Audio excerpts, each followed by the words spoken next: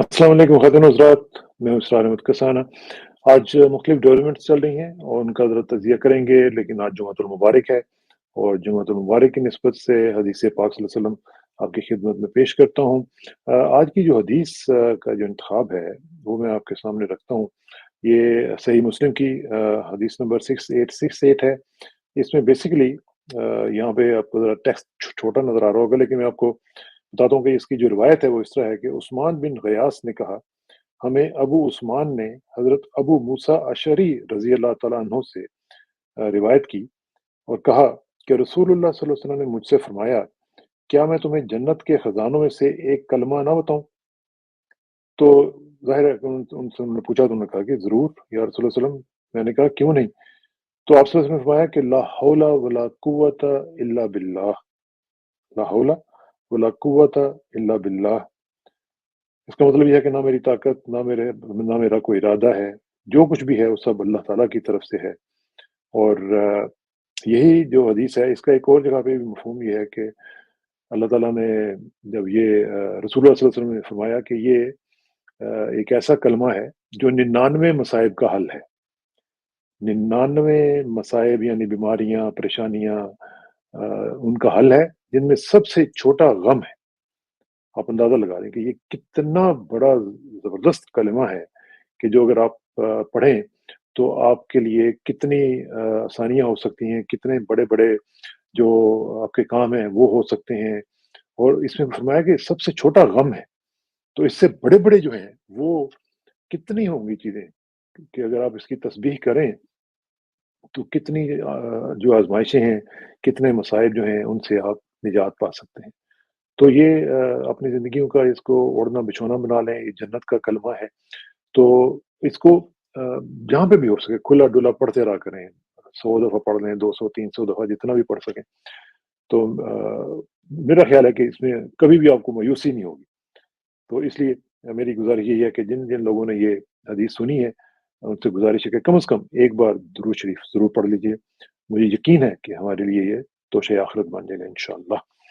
अच्छा, एक तो ये है कि रमज़ान मुबारक शुरू होने वाला है, तो उसमें मैं कोशिश करूँगा कि जो भी हम रोज़ाना इंटरेक्शन आपसे करेंगे, तो उसमें रमज़ान में कम से कम हम डेली ये रूटीन रखें कि एक आध हदीस जो है, वो आपके साथ शेयर की जाए।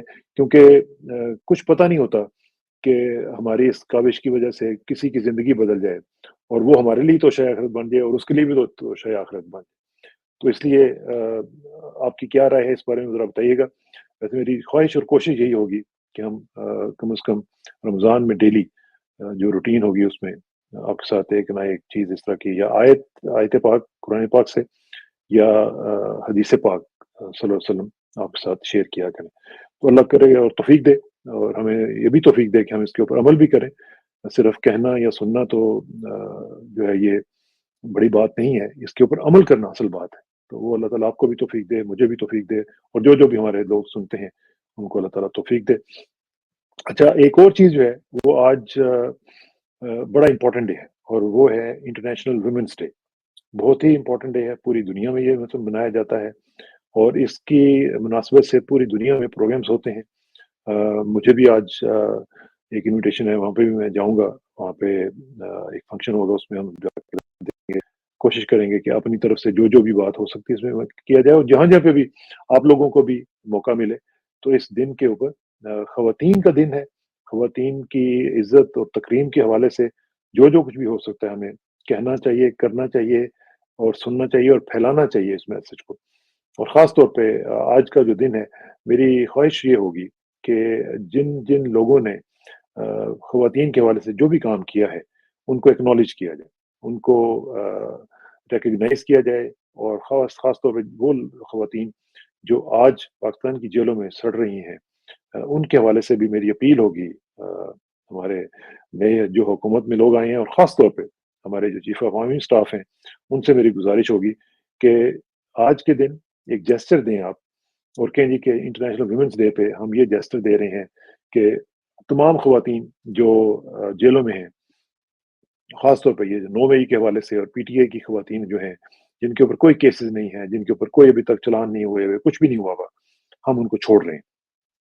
तो ये आपका एक जेस्चर होगा, جو کہ ایک अच्छा जेस्चर होगा और इसलिए भी ज़्यादा अच्छा जेस्चर होगा कि रमज़ान की आमद-आमद है और रमज़ान तो हमें कंपैशन सिखाता है, रमज़ान तो हमें सिला रहमी सिखाता है, रमज़ान हमें रहम करना सिखाता है और सबसे ज़्यादा नबी पाक सल्लल्लाहु अलैहि वसल्लम के बारे में कहा जाता है कि रमज़ान में तो वो इतने ज़्यादा सख़ी हो जाते थे कि मतलब आम दिनों से भी कहीं ज़्यादा वो सख़ी हो जाते थे। तो इसलिए मेरी चीफ़ ऑफ आर्मी स्टाफ से ये गुज़ारिश होगी कि अब बस करें और जितना होना था वो हो चुका, आपने गवर्नमेंट्स वग़ैरह बनवा ली, सब कुछ हो गया। अब वो बेचारी जो ख़वातीन अंदर हैं और जो इसके अलावा भी जो अंदर हैं ख़वातीन, उनमें से भी देखें कि जो केस टू केस बेसिस पे जो कि बहुत ही सीरियस क्राइम्स में नहीं है, उनको छोड़ दें।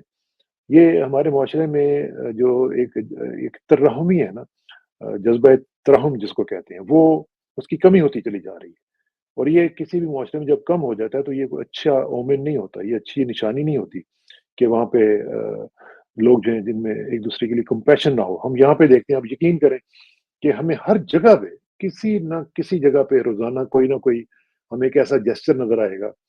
इवन सड़क पार करते हुए भी कोई आदमी जो है वो आपको ऐसा वेव कर जाएगा, किसी को आप रास्ता देते हैं तो वो आपको ऐसे थैंक्स कर जाएगा। ये चीज़ें हमारे अंदर खत्म हो चुकी हैं। पाकिस्तान में जाते हैं, कोई ट्रैफिक में रास्ता देने के लिए नहीं तैयार होता। वो यूँ चूँ-चूँ करके वो बीच में घुसाते जाएँगे, किसी को मुड़ना है, किसी को रास्ता चाहिए, सवाल ही पैदा नहीं होता कोई दे दे। ये हमारा एक ओवरऑल नेशनल कैरेक्टर बन चुका है। और ये क्यों बना है? क्योंकि हमने उनको गाइड नहीं किया। हमने उनको ट्रैफिक आज तक देखें पाकिस्तान में हमने ट्रैफिक की सेंस नहीं दी लोगों को, कि गाड़ी कैसे चलानी है। My God! जब आप यहाँ से बाहर से हम जाते हैं, आप यकीन करें 3-4 दिन तो हमारी जान निकली हुई होती है कि यार हम कहाँ पे जा रहे हैं और किस तरह जा रहे हैं और किस तरीके से गाड़ियाँ चला रहे हैं। तो इसलिए ये हमारे जो कौमी जो नुकसानात हैं वो ये हुए हैं कि हमने ना इस कौम को कुछ सिखाया है, ना हमने इनको कोई सेंस दी है, ना इन्हें हमने ज़िंदगी बिताने का कोई सलीका अता किया है। तो ये हमारी नाकामी है, बहुत बड़ी-बड़ी नाकामी है। अच्छा जी, एक चीज़ जो है वो बीइंग अ जर्नलिस्ट चूँकि मैं रिलेट कर सकता हूँ, तो इकरारुल हसन के बारे में मुझे अभी पता चला कि उनके घर पे रात को फायरिंग हुई है और वो नामवर सहाफ़ी हैं और बड़ा ज़बरदस्त काम करते हैं, इन्वेस्टिगेटिव जर्नलिज़्म में उन्होंने अपना एक मकाम बनाया है। तो उनके घर में उनके घर पे हुई है फायरिंग और 2 दफ़ा फायरिंग हुई है। तो और है भी वो डिफेंस में फ़ेज़ 6 में आई गेस।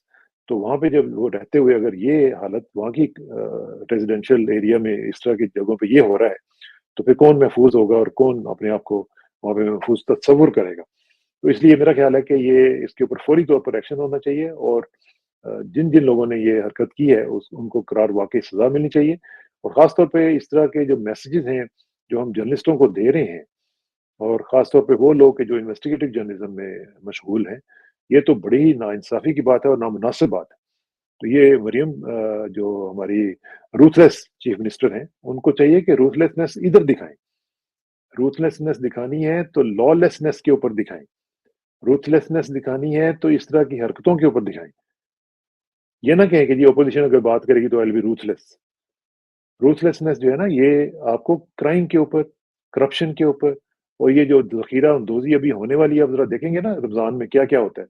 और ये under your watch madam chief minister, ये अंडर योर वॉच होगा सारा कुछ।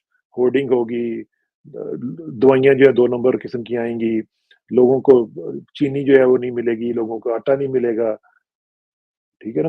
फल नहीं मिलेंगे, सब्जियाँ नहीं मिलेंगी, तो ये अंडर योर वॉच होने वाला है। ज़रा देखिएगा और हम भी देखेंगे कि आप क्या करती हैं। तो इसमें मेरा ख़्याल है कि इनको एक ज़ीरो टॉलरेंस पॉलिसी इख्तियार करनी चाहिए जर्नलिस्ट्स के हवाले से। इमरान रियाज़ भी अंदर हैं, सत्तूर को भी अंदर किया हुआ है। पता नहीं ये क्या क्या गवर्नमेंट्स आई हैं कि जिन्होंने आते ही जर्नलिस्ट जो हैं उनके ऊपर क्रैकडाउन शुरू कर दिया। तो इज़हार राय के ऊपर तो पाबंदी लगाएँगी तो आपको ये हॉन्ट करेगा। और ये जो आप उस दिन भी कह रही थी ना कि जी मैं ये कर दूँगी, मैं वो कर दूँगी, ये बड़े-बड़े पहले भी आए हैं आपसे पहले जो ये कहते थे कि हम ज़ुबानें बंद कर देंगे या ज़ुबानें खींच लेंगे और फिर हुआ ये कि खुद चले गए और ज़ुबानें अभी तक चल रही हैं। तो ये सूरत-ए-हाल है। अच्छा एक चीज़ जो मैं देख रहा हूँ, वो मैं आपके साथ भी शेयर करना चाहता हूँ। मुझे कुछ 1-2 क्वार्टर से इस तरह की फीलिंग्स आई हैं कि जैसे कि बर्फ़ पिघलना शुरू हो चुकी है और वो बर्फ़ पिघलना शुरू इसलिए हुई है क्योंकि देखें, एक तो ये चीज़ है कि किसी भी सूरत में इतना हाई टेम्परेचर आप एक इंडेफिनिट पीरियड के लिए नहीं मेंटेन कर सकते। कभी हो नहीं सकता, ये नेचुरल नहीं है। और ये मैं इस वक़्त जो बात कर रहा हूँ, ये मेरा ख़्याल है कि हमारे जो एस्टेब्लिशमेंट के लोग हैं, उनको भी सोचनी चाहिए।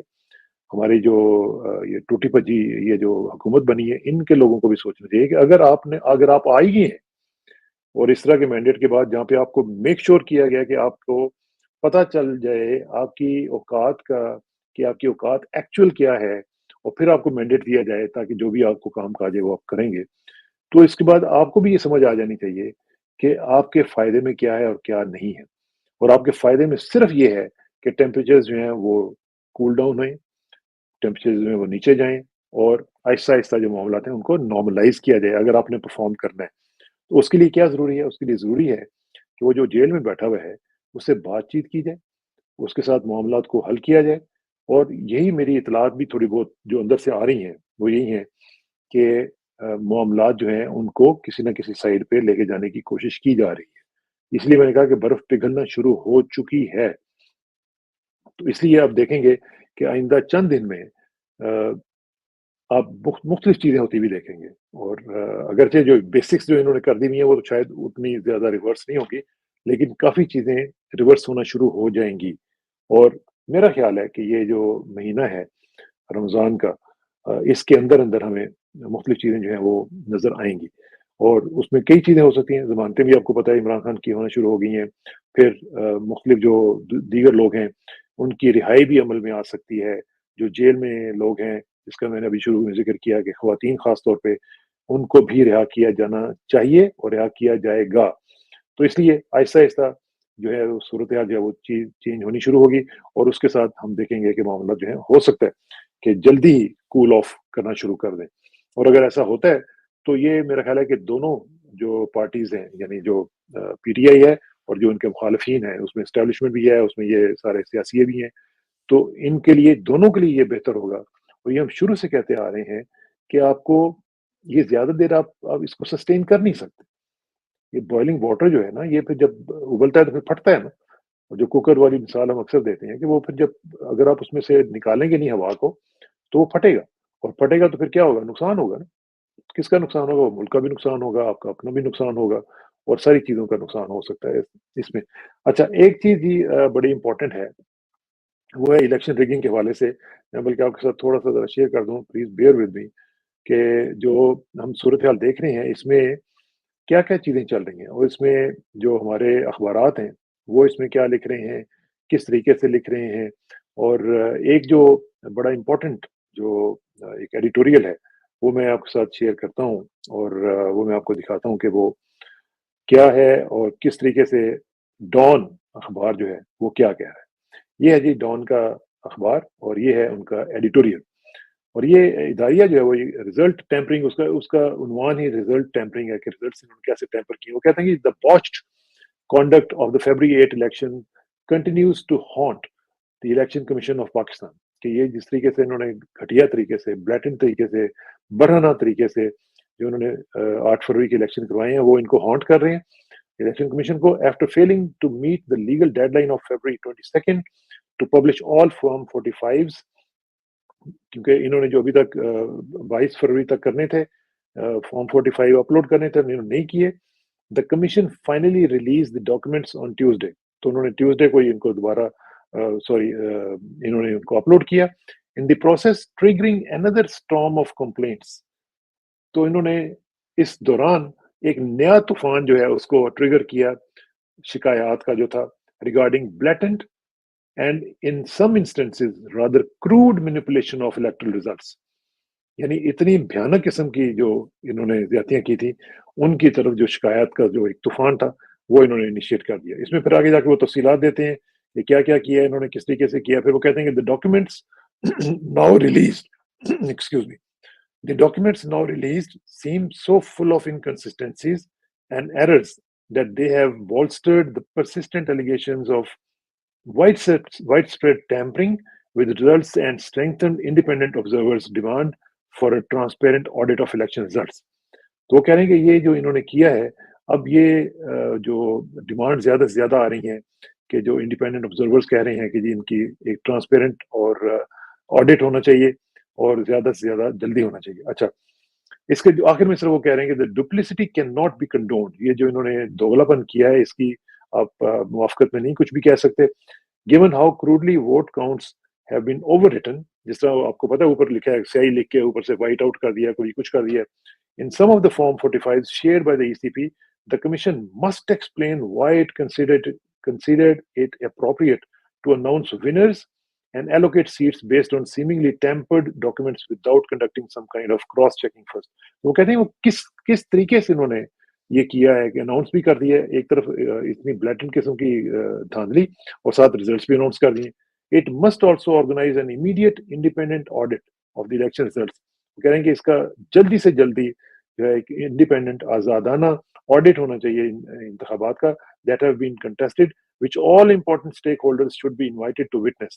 اور تمام جو اس میں اسٹیک ہولڈرز ہیں وہ ان کو انوائٹ کیا جائے تاکہ وہ دیکھیں اس کو۔ It will prove extremely difficult for the nation to move forward unless these disputes are resolved. یہ واضح طور پر ڈان کہہ رہا ہے کہ جب تک یہ نہیں ہوتا اس تک یہ قوم جو ہے وہ آگے نہیں بڑھ سکتی۔ تو یہ محترم چیف الیکشن کمشنر صاحب، اگر آپ کے کان کھلے ہوئے ہیں تو میری تو بات چھوڑیں آپ، یہ ڈان جیسا اخبار جو ہے جو نون لیگ کا بڑا ہی مطلب ان کا بڑی اخبار ہے نا، ان کا بڑا چہیتا اخبار، اگر یہ کہہ رہا ہے کہ یہ قوم آگے بڑھ ہی نہیں سکتی جب تک کہ آپ ان انتخابات کا آڈٹ نہیں کرواتے ہیں، جب تک کہ آپ ان انتخابات کو انویسٹیگیٹ نہیں کرواتے ہیں، تب تک یہ بات آگے نہیں بڑھے گی۔